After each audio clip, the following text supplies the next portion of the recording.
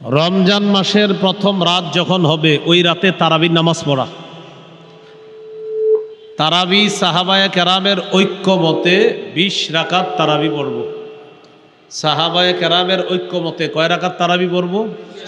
এটা সাহাবায়ে কেরাম এই ব্যাপারে ঐক্যমত, 20 রাকাত তারাবি পড়া। তারাবি ধীরস্থির ভাবে পড়া।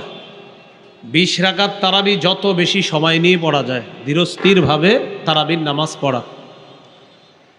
কে কত তাড়াতাড়ি পড়তে পারেন এই পাল্লা না দিয়ে কে কত বেশি সময় নিয়ে পড়তে পারেন এই কাজের প্রতিযোগিতা করবেন, যে আমাদের মসজিদে সময় তোমাদের চেয়ে বেশি লাগছে, এইভাবে বলা। মনে থাকবে তো ইনশাল্লাহ? তাহলে 3 নাম্বার, রমজানের প্রথম রাত শুরু হলে তারাবি পড়া। সাহাবায়ে কেরামের ঐক্যমতে 20 রাকাত তারাবি। সহিহ বুখারীর 2009 নম্বর হাদিস, রাসূলুল্লাহ সাল্লাল্লাহু আলাইহি সাল্লাম বলেন, মান কামা রমাদান ঈমানান ওয়া ইহতিসাবা গুফিরা লাহু মা তাকদ্দামা মিন যামবি। যে ব্যক্তি ঈমানের সাথে সওয়াবের আশায় রাতের বেলা সালাত আদায় করলো তার আগের গুনাহগুলো মাফ। তাহলে 3 নাম্বার তারাবি পড়া। 4 নাম্বার তারাবির নামাজে কোরআন তেলাওয়াত করা, পারলে 1 খতম কোরআন পড়া।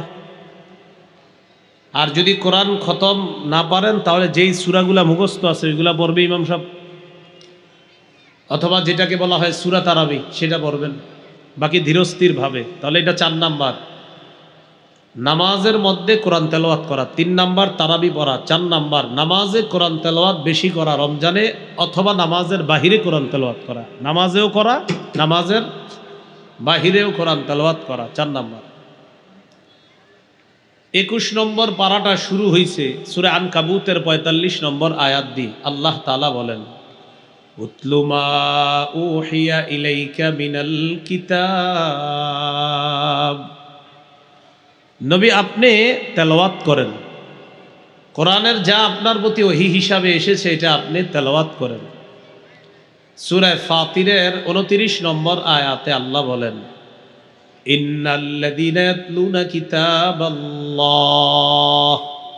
ওয়া আকামুস সালাহ ওয়া আনফাকু মিম্মা রাযাকনাহুম সিররাও ওয়া আলানিয়া।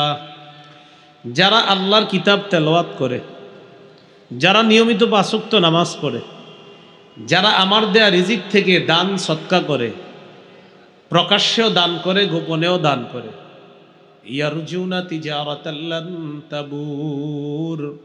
এই 3টি অভ্যাস যার থাকবে, নিয়মিত কোরআন তেলাওয়াত, নিয়মিত 5 ওয়াক্ত নামাজ, নিয়মিত দান সদকা। আবার বলছি, মরণ পর্যন্ত 3টি অভ্যাস নিজের করে নেন। নিয়মিত কোরআন তেলাওয়াত যতটুকু পারা যায়, নিয়মিত 5 ওয়াক্ত নামাজ, আর নিয়মিত সাধ্য অনুযায়ী দান সদকা।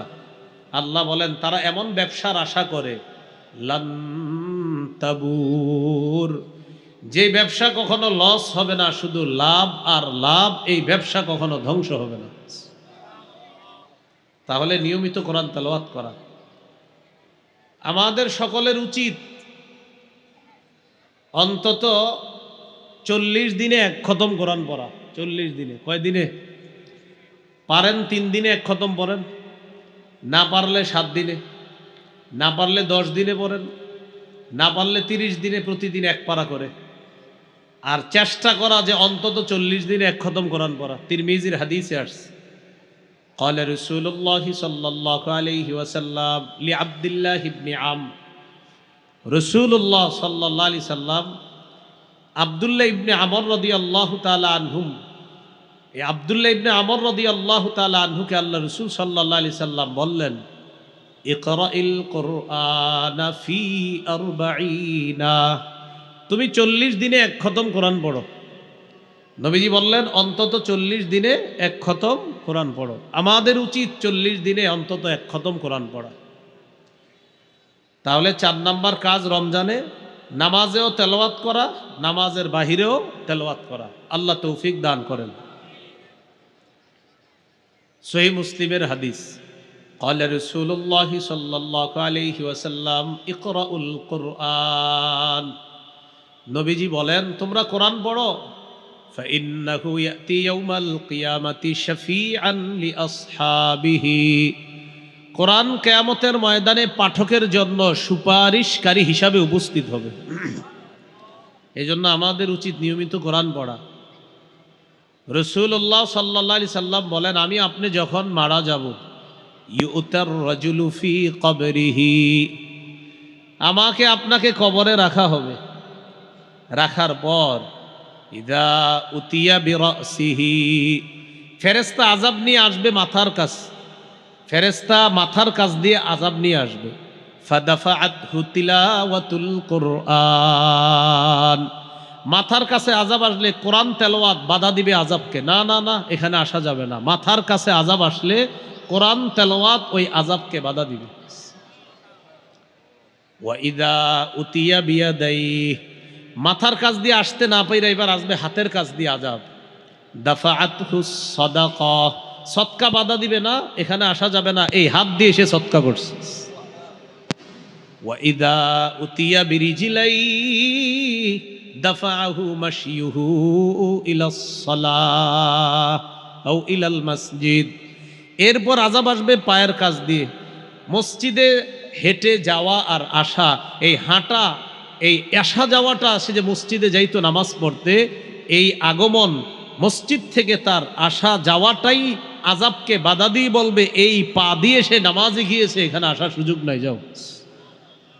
তাহলে মাথার কাছ দিয়ে আসলে তেলাওয়াত বাধা দিবে, হাতের কাছ দিয়ে আসলে সদকা বাধা দিবে, পায়ের কাছ দিয়ে আসলে নামাজে যে গিয়েছেন আপনি এই হাঁটা আসা যাওয়াটা বাধা দিবে না, এই পা দিয়ে সে মসজিদে গিয়েছে নামাজ পড়েছে, এখানে আসার কোনো সুযোগ নাই। করব তো তেলাওয়াত ইনশাআল্লাহ, আল্লাহ তৌফিক দান করেন। তো রাসূলুল্লাহ সাল্লাল্লাহু আলাইহি সাল্লাম আমরা সবচেয়ে বেশি ভালোবাসি, ঠিক না? আল্লাহ নবীকে, এরপরে সবচেয়ে বেশি আমরা সবচেয়ে বেশি ভালোবাসি আল্লাহকে, এরপর আল্লাহ রসুল।